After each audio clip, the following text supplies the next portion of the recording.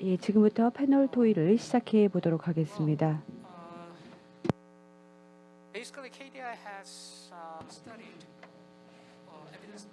지금까지 저희가 증거 기반 정책 평가를 기본적으로 저희가요 한 15년 넘게 해왔었습니다.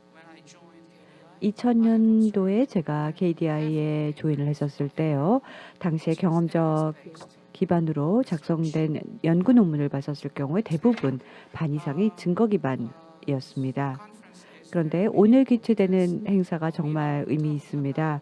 뭐냐면 저희가 다루는 내용은요. 어떻게 하면은 정책 개발을 어떻게 하고 어떻게 설계를 하느냐입니다. 이러한 맥락에서 한국은 다른 많은 국가들과 마찬가지로 상당히 큰 어려움을 겪어왔습니다. 재정 정책에 있어서 어려움을 겪었습니다. 왜냐하면 점차 소득 불균형이 생기고 또 사회적 니즈가 달라지고 있기 때문입니다. 그래서 재정 당국에서는요 상당히 많은 압력을 받고 있습니다. 또 코로나19를 겪으면서 점점 더 어려움을 겪고 있습니다. 우리에게 필요한 것은 좀 더 효율적, 효과적인 정책, 재정 정책입니다. 따라서 오늘 행사가 저희에게 시의적절하고 또 상당히 중요하다고 생각합니다. 그러면 오늘의 주제는요. 단순하게 증거 기반 정책 평가뿐만 아니라 한 단계 더 나아가야 됩니다. 우리에게 필요한 것은요. 바로 어떻게 하면은 이 정책 평가 자체를 실제적인 정책 입안과 정책 기획 분야에 접목시키느냐입니다.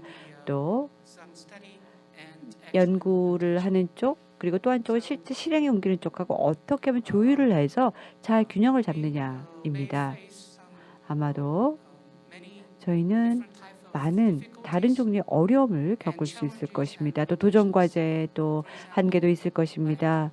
예를 들어서 기술적 어려움 혹은 정치적 압력도 있을 수 있고 그리고 또 그 외에도 뭐 거버넌스상의 어려움, 조직상의 어려움, 또 소통적인 어려움 등등 여러 가지 어려움이 있을 수 있을 것입니다.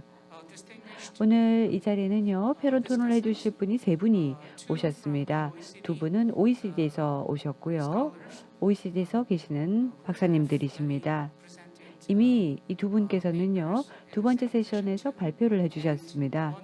그리고 한 분 더 저희가 모셨는데요. 한 분은 기획재정부 한국재정관리 총괄과에서 오신 남경철 과장님이십니다. 일정이 상당히 좀 빡빡합니다. 이미 상당히 좀 일정이 늦어졌기 때문에요. 토론자분들 각각 패널 토론자분들께 약 3분에서 5분 정도만 드리겠습니다. 그러면 질문을 던져보겠습니다. 과연 제한은 무엇이고 어려움과 도전과제는 무엇인가? 우리가 증거 기반 정책 평가를 직접 실질적인 정책 설계 그리고 예산을 짤 때 직접 응용을 할 때 어떠한 제한과 어려움과 문제점들이 있는지입니다. 물론 답변을 여러분들의 경험에 비춰서 해줄 수도 있고요. 혹은 여러분들의 관찰을 피력해 주셔도 됩니다. 가능하면 저는요. 여러분들께서 뭔가 좀 제안도 해주셨으면 합니다. 한국 정부에게 이게 정말 좋은 방법이다라고 권고를 해주시면 정말 좋겠습니다. 대한민국 정부는 지금 증거 기반 정책 평가를 할 때 있어서 가능하면은 실험을 해보는 시도를 해보고 있기 때문입니다.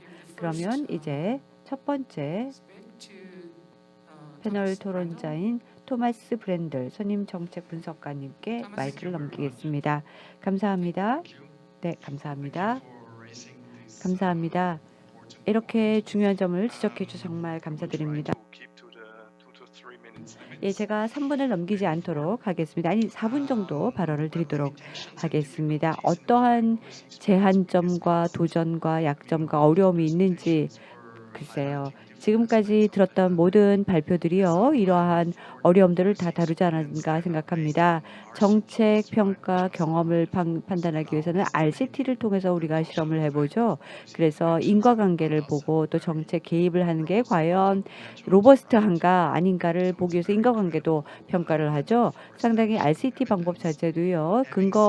증거를 확보하는 데 도움이 됩니다. 하지만 가장 중요한 것은 바로 비용 효과입니다. 정책 실험을 할 때 조금 전 아까 키아라 박사님께서도 말씀을 해주셨는데요. 비용적인 측면에서 물론 정책이 저렴해질 수 있습니다. 단순하게 기존에 제공되었던 공공 서비스 데이터 결과만 수집해서 본다면 비용은 저렴하겠죠. 하지만 다양한 옵션이 있습니다. 여러분들이 얼마든지 평가하고 또 좀 더 역동적인 분석을 하고 또 역동적인 증거 기반으로 갈 수 있는 옵션은 많습니다. 또 다른 제한은 무엇일까요? 의미 정의를 본다면은요. 무작위 추출 실험인 RCT는요. 원래 과학적 신뢰도를 확보하기 위해서 이루어지는 건데요. 그 외에도요. 정책 문제점의 범주를 연구하고 검토하기 위해서 적용할 수 있습니다. 그래서 저는 키아라 박사님과 동의합니다. 먼저 질문을 던질 때 다양한 여러 가지 문제점들도 봐야 됩니다. 단순하게 RCT만 쓰지 말고 활용하지 말고 다양한 다른 방법들도 사용해야 됩니다. 그런데 여전히 정책 과정이 사전에 완벽하게 계획할 수가 없지 않습니까? 그래서 먼저 근거 기반의 정책 평가를 해 나가야 됩니다. 근데 증거 기반 정책 평가가 완벽하게 이루어질 수는 또 없습니다. 그러면 제가 뭐라고 말씀을 드릴 수 있을까? 한국 정부에게 권고안을 좀 해달라고 지금 부원장님께서 요청하셨는데요. 그러면 체계적인 사전 평가 어떤 게 필요할까? 여기서 가장 중요한 것은요. 아까 키아라가 권고를 했던 것처럼요. 상당히 어렵죠. 그렇지만 제도적, 정치적인 맥락에서 또 정치적인 야심이라는 뭐 여러 가지 측면에서 봤었을 때 몇 가지 제가 권고할 수 있을 것 같습니다. 먼저 OECD 경험에 비추해서 상당히 유용할 것 같은데요. 첫째, 6가지 요소. 아까 제가 영국의 경험을 토대로 해서 말씀을 드렸죠. 먼저 여러분에게 필요한 것은 행정적, 정치적인 지원을 해주는 것입니다. 그래서 경쟁력 있는 또 다양한 배경을 갖고 있는 전문가들을 사용하는 것입니다. 또 로케이션 자체를 가능하면은 뭐 예를 들어서 기재부 근처에 혹은 뭐 예를 들어서 가장 중요한 뭐 대통령 관저 근처에 이런 식으로 해서 독립성을 가지면서 뭔가 서포트를 받을 수 있는 곳에 세우는 것입니다. 그리고 또 아주 밀접하게 학계 쪽하고 상호작용을 할 수 있어야 됩니다. 뭐 인하우스 내 교수가 있다든지 혹은 대학이나 학계 쪽하고 계속해서 협의를 할 수 있는 어떤 자문단, 어드바이저리 패널 같은 거를 만드는 겁니다. 그 외에도 투명하게 보고할 수 있는 체계가 만들어져야 됩니다. 어떠한 활동을 했는지, 정책 평가를 할 때 정말 체계적으로 했는지, 또 마지막으로는요. 체계적인 사전 평가 그리고 또 정책 실험을 하기 위해서는요. 아까 네덜란드에서 오셨던 토마스 더크마트 박사님께서 말씀해 주셨죠. 전략적으로 선택을 해야 된다고요. 주제를 선택하고 공공정책을 선택을 해서 시작하자라고 말씀을 해주셨는데요. 맞습니다. 예를 들어서 데이터가 있고 또 경험도 좀 있고 타 국가의 선진 사례도 있는 그런 토픽을 선택해서 추진해 본다면 여러분들 국가에서 추진하고 있는 정책 토론에서 가치를 부과시킬 수 있을 것이고 시민들에게 좀 더 일반적으로 설명을 할 수 있을 것입니다. 감사합니다. 네, 감사합니다. 브란들님께서는 정치적인 지원의 중요성 그리고 이 프로세스의 투명성의 중요성에 대해서 말씀을 해주셨습니다. 이제 키아라 바라자니 수석행동과학연구자님 발표해 주시겠습니까? 네, 훌륭한 질문 감사드립니다. 제 발표에서 제가 이미 여러 가지 한계점에 대해서 개략적으로 말씀을 드렸습니다. 그런데 거기에 좀 첨언을 해보도록 하겠습니다. 제 경험에 따르면은 가장 큰 한계는 시간입니다. 테스트를 하는데 들어가는 시간, 실험의 시간입니다. 특히 코로나19 팬데믹 사태 속에서는 글로벌한 사회 전체가 좀 정책 실험을 하는 데 있어서 시간이 부족합니다. 코로나 팬데믹은 저희에게 큰 경각심을 불러일으켜 주었고 또 때로는 그 수시간 안에 증거를 제시해야 되는 긴박한 상황이 있기도 했습니다. 앞으로는 한국이 다른 많은 국가들과 같이 협업을 해서 그 증거를 생성하는 속도를 좀 더 가속화를 시켜야 된다고 생각합니다. 물론 그렇게 하는 데는 많은 노력이 필요할 것이고 더 많은 대화가 필요할 거라고 생각이 됩니다. 또 하나 이 부분에 있어서 한계는 제가 충분히 언급하지 않은 부분인데요. 정책 실험이라는 것이 확실한 증거를 제시하는 데 있어서 하나의 정책적인 이슈에 대해서는 나름대로 효과가 있습니다. 예를 들어서 더 많은 사람들이 제때에 세금을 내도록 하자. 그랬을 때 그 분야에 대한 정책 실험을 할 수가 있고요. 또 의료진으로 하여금 항생제 처방을 줄이도록 한다. 그 부분에 대한 정책 실험을 할 수가 있습니다. 그렇지만은 나머지 것들은 어떻게 할 수 있을까요? 그 효과라든지 의도하지 않았던 영향을 측정하는 데 있어서는 어떻게 할 수 있을까요? 여기서 가장 큰 정책 실험 접근 방식의 한계는 우리가 그 체계적인 사고방식을 가지고 있지 못하다는 것입니다. 모든 정치적인 생태계를 고려를 해서 무엇이 하나의 단일 정책 실험을 하는 것이 전체 시스템에 어떤 영향을 미치는지를 예측하는 게 힘들기 때문에 그 분야에 대한 노력이 필요하고요. 두 번째로는 그 제도적인 셋업에 대한 것인데요. 제가 서너 개의 정부와 같이 협업을 했고 여러 사업부에서 여러 다른 그 셋업에서 연구를 진행을 했었습니다. 그런데 여기에서 좀 더 중앙 집중적인 모델이 있고 좀 더 확산된 분산된 모델이 있는데요. 중앙 집중적인 모델에서는 전문가들이 필요합니다. 그리고 또 중앙정부기구 예를 들어서 재정기획부, 기획재정부 이런 쪽에서 좀 더 집중적으로 역할을 해줘야 되고요. 그렇지만 분산형의 모델에 있어서는 여러 정부 부처의 전문가들이 참여를 해줘야 됩니다. 네덜란드의 모델과 유사한데요. 저의 개인적인 경험에 따르면 초창기부터 하나의 중앙 집중적인 전문가 집단들이 강한 팀을 구성하는 게 매우 필요하다고 생각합니다. 그리고 특히 초반에는 저희가 트레이너들을 트레이닝하는 개념을 실험을 했었는데요. 구체적으로 어떻게 정책 실험을 하는지를 일일이 모든 정부 관리들에게 설명을 해주는 것은 현실적으로 굉장히 어렵습니다. 그 실제 현장에서 실질적인 경험 없이는 그러한 훈련이 힘든데 수년 동안 저희가 이 질문에 대해서 해답을 찾아온 결과 중앙 집중적인 팀을 만들어서 물론 갈수록 팀의 크기는 줄어들어 가야 되겠지만은요. 중앙 집중적인 센터 오브 엑셀런스를 만들어서 모든 정책 실험에 대한 전문가들이 한 군데에서 모여 있는 게 필요하다고 생각이 됩니다. 이것이 가장 최신 선진 사례라고 생각이 됩니다. 그렇게 함으로써 선진적인 접근 방식을 중앙 집중적인 조직에 가져가는 게 필요하고요. 또 마지막으로 한국에서 고려할 점에 대해서 말씀을 드리면은요. 여기 아주 긴 리스트가 있는데 이것을 제가 제안하고자 하는 내용이랑 연결을 시켜보겠습니다. 제일 먼저 제안해 드리고 싶은 것은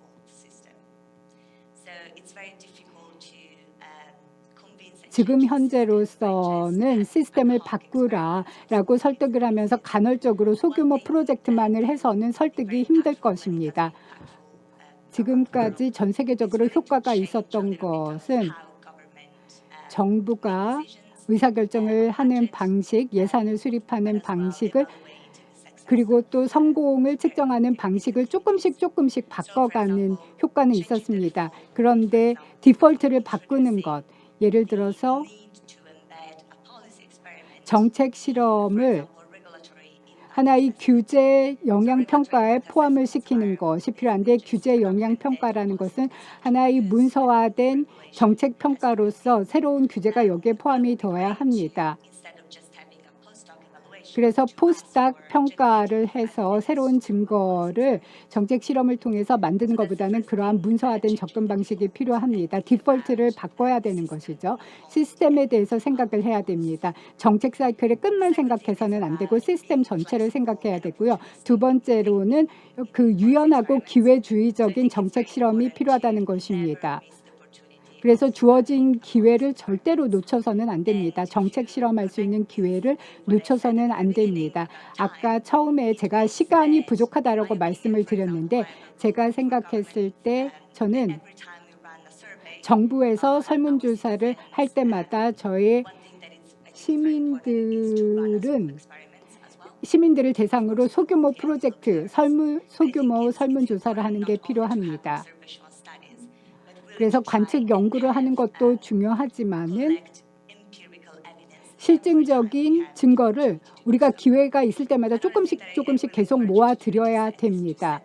그래서 그 초창기부터 기대 수준을 잘 설정해 놓을 필요가 있습니다. 그래서 브리엔달께서도 얘기를 하셨지만은 정책 실험의 평판이 일정한 수준으로 계속 유지되도록 하는 게 중요하고요. 마지막으로 또 말씀드리고 싶은 것은 그 최고의 전문가들에게 컨설팅을 받는 것입니다. 전 세계에 이 분야에 대한 전문 지식이 굉장히 많이 있습니다. 그래서 그러한 정책 실험을 진행하는 데 있어서 앞으로 계속해서 최고의 전문가들이 참여를 해주는 게, 초창기부터 참여를 해주는 게 매우 중요합니다. 네, 이것으로 제 발표를 마치도록 하겠습니다. 감사합니다. 키아라 박사님. 정말 중요한 것을 말씀을 해주셨습니다. 가장 근본적인 제약점, 증거 기반 정책 평가에 대해서 근본적인 점을 말씀을 해주셨고요. 또 유용한 코멘트, 제안을 한국 정부에게 해주셨습니다. 지금 이 자리에는요, 기획재정부 재정관리 총괄과의 남경철 과장님이 계십니다.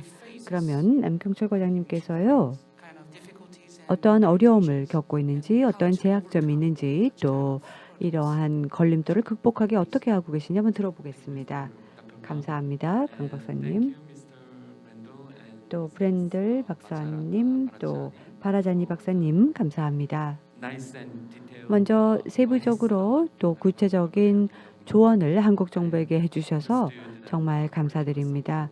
먼저 정치적 지지, 그리고 또 제도적 필요한 여러 가지 조건들, 그리고 또 행정적 지원, 이러한 것들이 기획재정부에 있어야 하고, 또 전문성과 또 지식이 있어야 된다. 이게 가장 성공의 요인이다라고 말씀해 주셨는데요. 정말 감사드립니다. 그러면 제가 한국 정부 기획재정부 내에서 재정관리를 실제로 담당하는 총괄 담당자로서 한국 정부 내에서의 인사이드 스토리를 알려드리겠습니다. 올해 저희가 지출이 정말 많았습니다. 정말 많은 돈을 재정 지출했습니다. 코로나19를 극복하기 위해서요. 그런데 이제 때가 도래했습니다. 대부분 OECD 국가들이 이제는요, 아마 두 가지를 미래에 볼 것입니다. 한쪽에서는 분명히 재정 지속 가능성을 도모하려고 노력을 할 것이고요. 또 한쪽에서는 어떻게 하면 현 예산의 가치를 좀 더 제고할 수 있을까, 좀 더 재정 성과를 향상할 수 있을까, 이 두 가지에 주력하고 있습니다.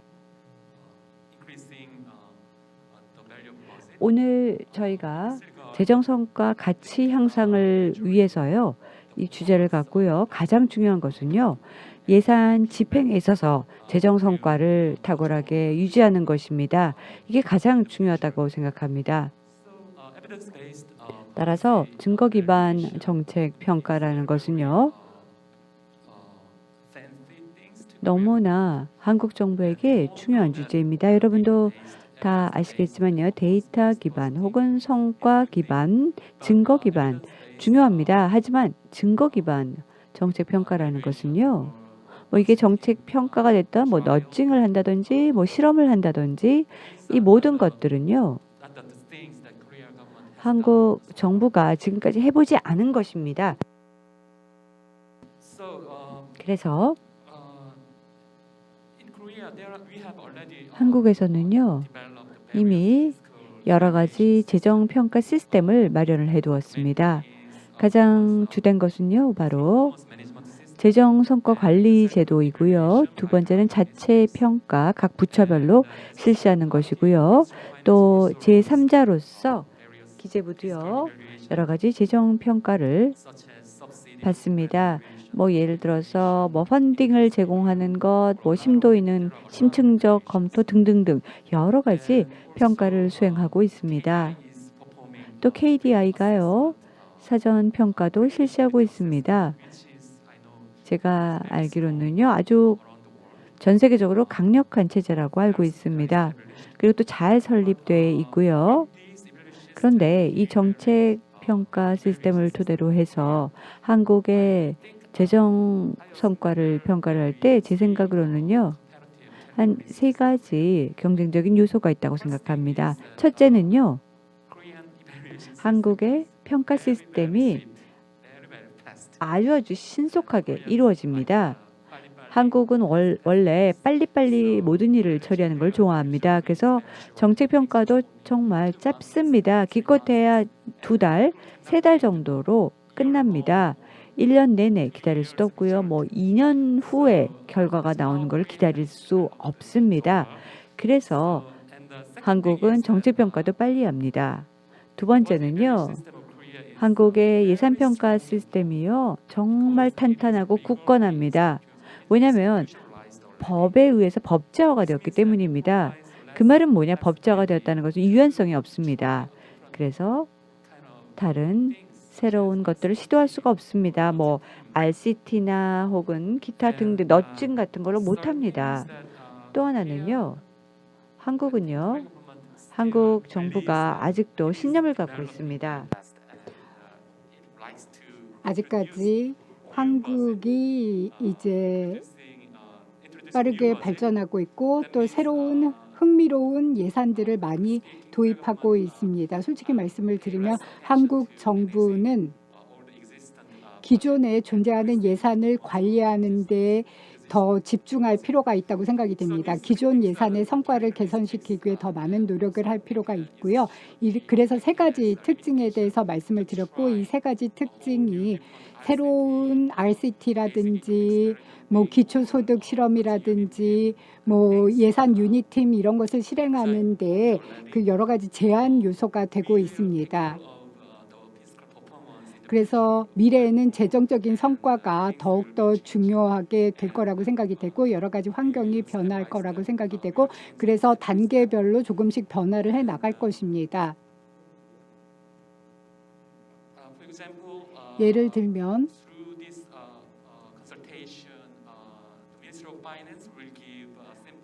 기획재정부가 이제 그 현업 부처에게 기본적인 지침을 제시를 해주게 될 것입니다. 현업 부처에서 자체적인 프로그램 평가를 진행할 때에는 그 평가가 지금까지는 객관성이 좀 결여되었던 것이 사실입니다. 프로그램 평가가 지금까지는 주로 수혜자들의 만족도 인터뷰 결과에 의존하고 있었고 또 그것을 가지고 예산을 증액시키는 자료로 활용을 해왔습니다. 그래서 기본적인 지침을 좀 바꿀 필요가 있습니다. 예를 들어서 프로젝트의 아웃컴을 측정을 해야 되고 또 예산과 그 혜택의 인과관계를 좀 더 면밀하게 측정할 필요가 있다고 생각합니다. 오늘 국제회의 진행해 주신 참여해 주신 모든 토론자 여러분께 감사드리고요. 앞으로 좀 더 한국에 적당한 솔루션을 도입을 해서 이쪽 부분의 성과가 향상될 수 있었으면 합니다. 남경철 과장님 감사드립니다. 남경철 과장님께서 정책 위반가의 입장에서 여러 가지 우려사항에 대해서 말씀을 해주셨는데요. 지금 세기는 재정정책의 시대라고 할 수 있습니다. 재정정책이 없으면은 사회정책이 또 중요한데 사회정책에 있어서 이해관계의 상충이 뚜렷하게 나타날 수 있습니다. 여러 가지 가설들이 서로 반대되는 입장을 가지면서 충돌을 하게 되고 그렇게 되면서 전혀 다른 예측과 결과가 나올 수도 있습니다. 이 시대에서는 우리가 증거 기반의 실증적인 테스트가 필요하고 이 테스트를 정책 프로세스에 제대로 적용하는 게 필요합니다. 그를 통해서 비용을 줄이고 효과를 극대화시킬 필요가 있습니다. 그래서 이러한 맥락에서 오늘 증거 기반의 정책 평가 국제회의는 한국 정부가 이러한 방법론을 정책 기반에 도입하는 본격적인 계기가 될 거라고 생각합니다. 경청해 주셔서 감사드리고요. 참석해 주셨던 아침 일찍부터 파리에서 참석해 주셨던 브런달 국장님께도 감사드리고 또 이 자리에 계신 모든 분들께 감사드립니다. 서울에는 저녁 늦은 시간인데요. 지금까지 참여해 주셨던 모든 분들께 감사드리고 이것으로 이번 세션을 마치도록 하겠습니다. 감사합니다.